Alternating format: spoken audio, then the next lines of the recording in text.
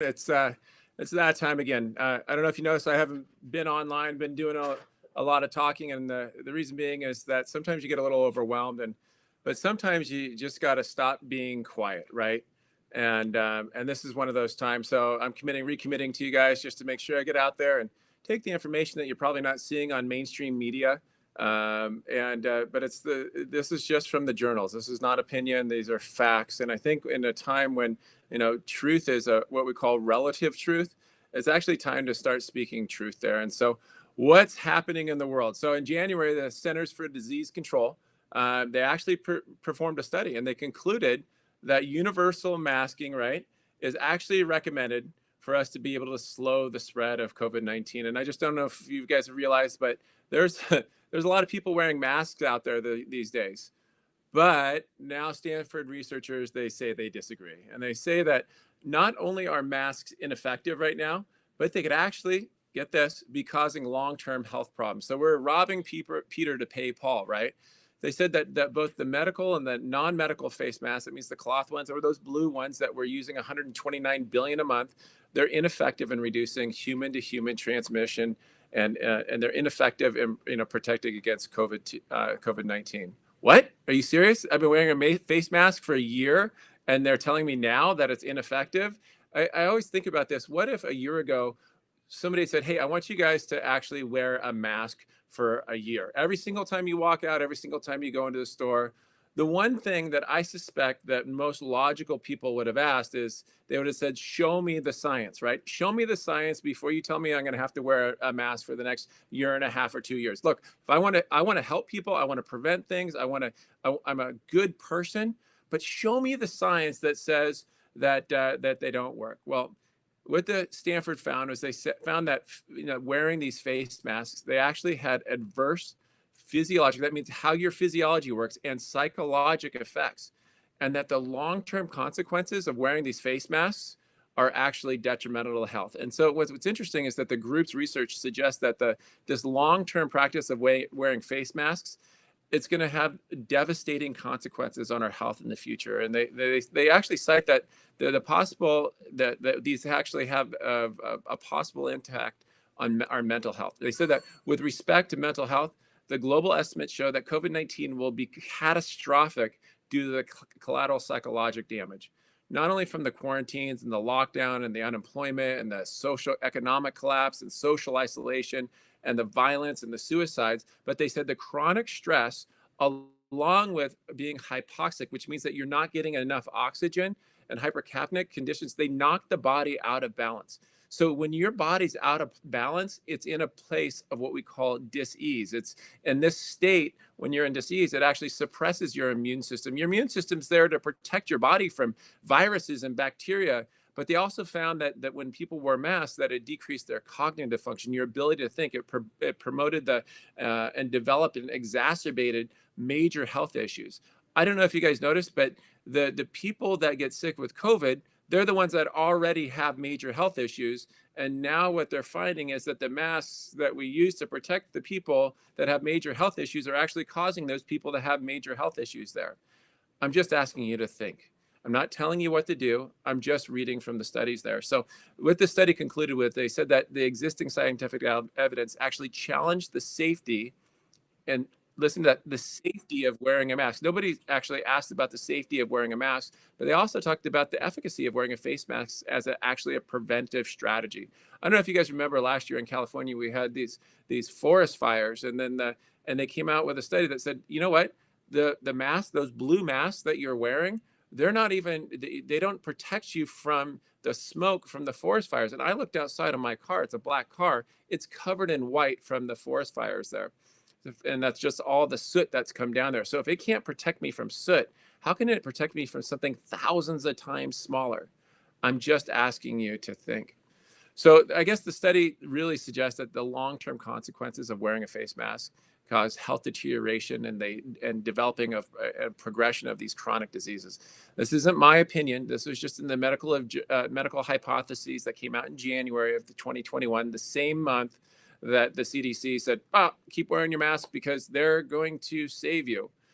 Okay, So on to the new and more exciting things. I don't know if you guys have been outside exercising. Hopefully you've been outside exercising, but they actually, new study that came out said that cloth masks that you're wearing when you're exercising, they're detrimental to your workout. And guess what else? Your health, right? So they had a research team at Baylor Scott White Institute for Rehab in Texas, and they found that the study participants who wore a cloth masks and they're working out had a 14% drop in exercise time. Like they weren't able to exercise 14% less than if they didn't have a mask. And what they also found is there was a 29% drop in peak oxygen consumption and a reduced max heart rate. That means you couldn't exercise and you're literally like, it's like exercising with a pillow over your face. And how could you ever expect to be healthy doing that? So most other studies that were involving like effects of mask wearing were assessed using surgical masks, not even cloth masks. So we're just talking about cloth masks right now. But what they did is they said that this study really has a lot of implications for training and performance while wearing these cloth masks. They advise that people should try to modify their intensity. So if you're going to work out and you wear a cloth mask, even though nobody else is around, you probably should look at reducing your intensity and the type of activity that you're doing there. It's interesting that this article that I was referencing actually came from drugs.com. Okay, and this is in April, on the 14th of April of this year.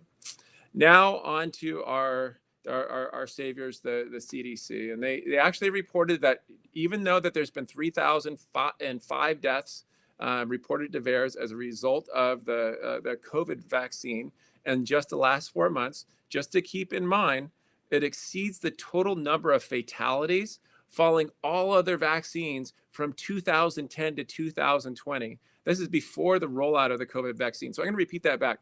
In the 4 months that we've been giving the COVID vaccine, the number of deaths have exceeded the number of total deaths in the last decade from vaccines.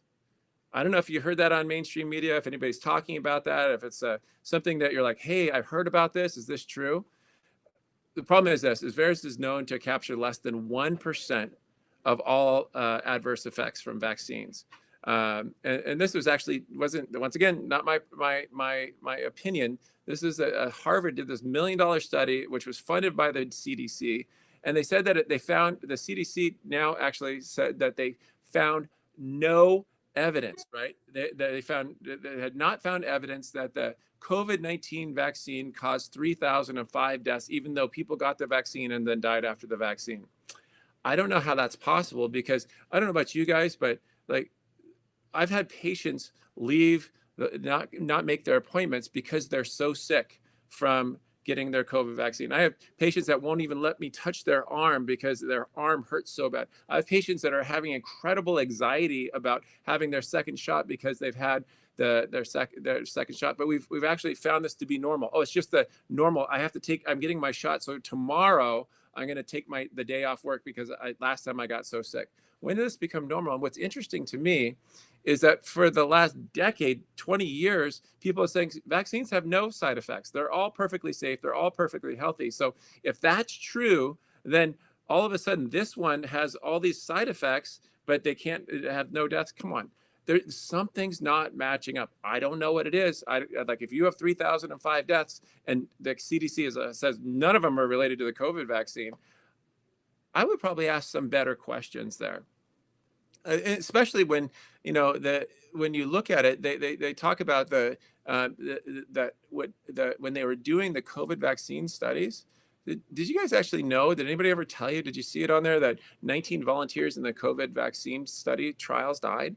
Did you know that the statistics show that most of these people probably would have had lived had they gotten COVID naturally, like statistically?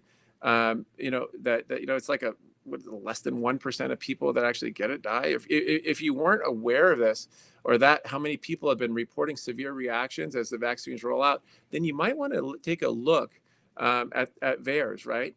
And I think this is an important thing, because you have to be responsible for your health, right? It's your health. It's not anybody else's there.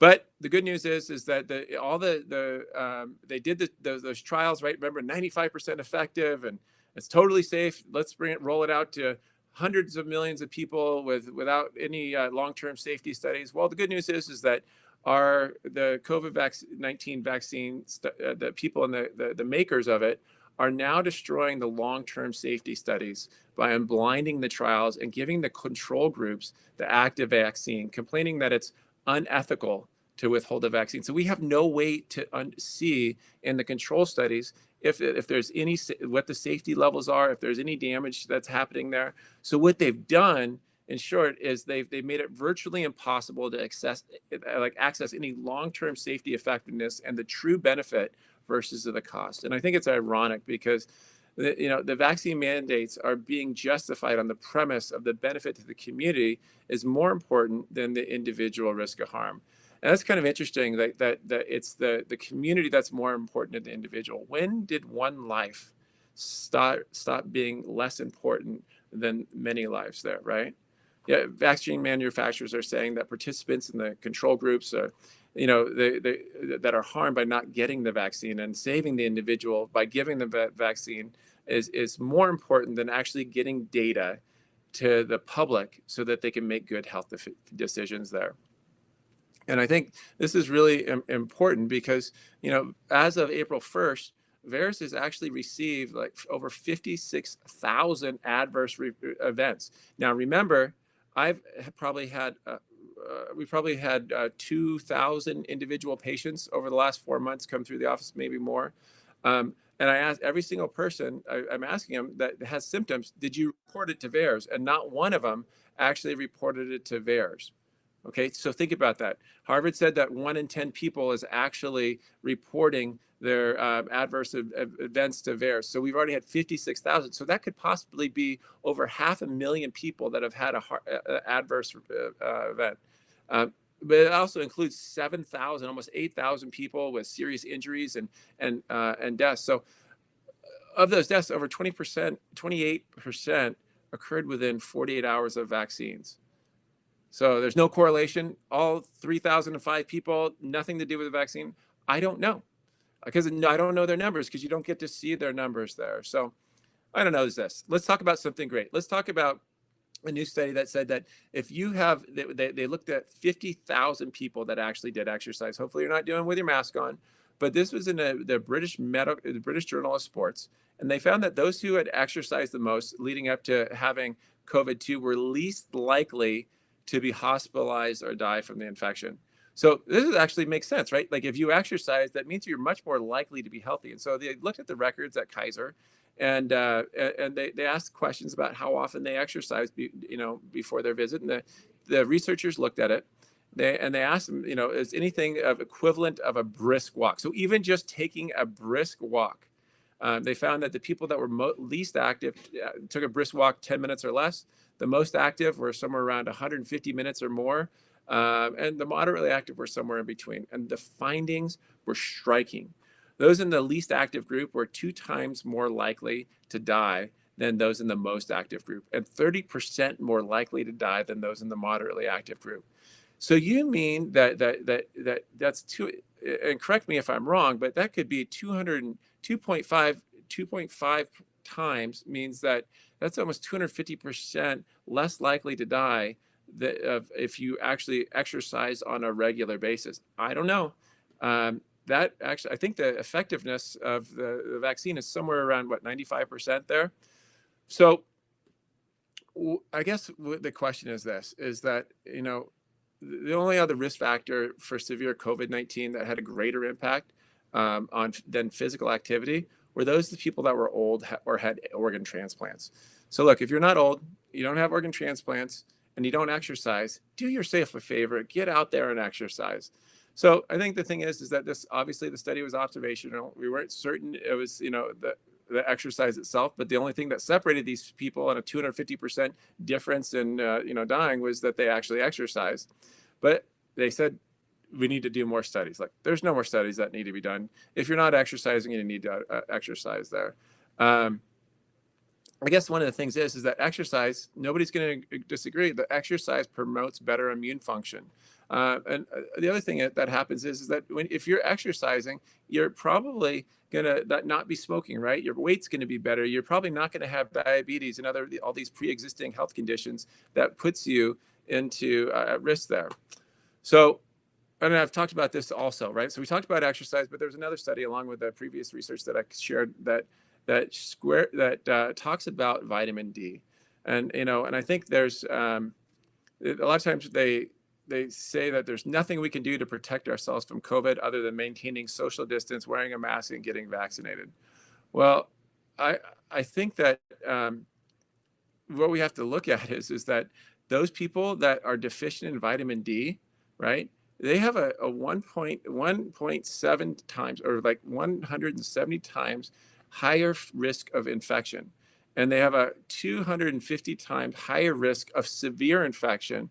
And they have a 230 times risk of actually dying. So if you're deficient in vitamin D, like look at the statistics there. Like that, these aren't small differences; they're huge differences, and they're additive. Like if you imagine if you added exercise with adding vitamin D there, think about what happens to our risk of COVID-19. I think we're somewhere in the high 90s as far as a population in the elderly population that's deficient in vitamin D.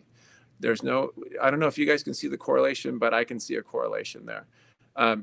But so basically, imagine if we had this health campaign that said, let's exercise, let's keep our vitamin D levels, let's lose weight, let's take other steps to improve our overall health and our immune function. Because the problem is that that's not part of the plan. The only plan that we have is vaccines, right? And what happens if the vaccine fails? All of a sudden, we got nothing left. So do yourself a favor. Look, if you've gotten the vaccine, God bless you. That just keep doing the things that make you healthy, because as we know, the people that have the vaccines are 8 times more likely, according to studies that show that you're much more likely to be susceptible to the variants that are out there. But I think that the thing is that what we know about vitamin D is that it's a prohormone, it's a nutrient vitamin, and what they found is that it's actually a very effective potential COVID-19 treatment. I'm not talking about treatments for COVID-19. I'm just talking about what the research says. So there's like if you wanted to just start looking up studies on vitamin D, great. But if you want to look at the British Medical Journal, and this is where I got this information from, you should look there. My feeling is that if there wasn't something else going on, right? If there wasn't somebody that had an agenda going on, it would have probably been front page news to be able to reduce your risk of COVID by 100%, 100%, 200%, 270%. But unfortunately, I can't tell you what to do because there's a new law, and it says for the duration of COVID-19, the public health emergency declared, ready for this? Section 319 of the Public Health Services Act makes it unlawful under Section 5 of the Federal Trade Commission Act for any person to engage in a practice that affects commerce associated with the treatment, cure, prevention, or mitigation of COVID-19. So if I'm interfering with you getting treated by giving you something so you stay healthy so you don't have to get treated, they don't have a cure for COVID-19. So if I'm giving you something to get healthy so you don't need to be cured, right? If I'm teaching you how to prevent getting sick, then that's actually against the law now. So the act provides that a violation shall be treated as a violation of the rule defining unfair or deceptive act of practice. So this is your government at work. And so what I want to ask you guys is that we need to start asking better questions. We need to start asking what's going on here. Is our goal for us to be healthy? Great, then there's a plan. And if our goal is just to be less sick, well, what we found in the past, you can't get over cancer by being less sick with cancer, right? You can't get, you can't get less sick from the flu. Like the goal is you have to be healthy to not get sick. Because remember, healthy people, they're what we call asymptomatic carriers. Sick, unhealthy people, they become sick, and sick people actually die. And this has been shown for time immortal. So guys, this is Dr. Osborne. I just want you to remember who's protecting your health, and God bless.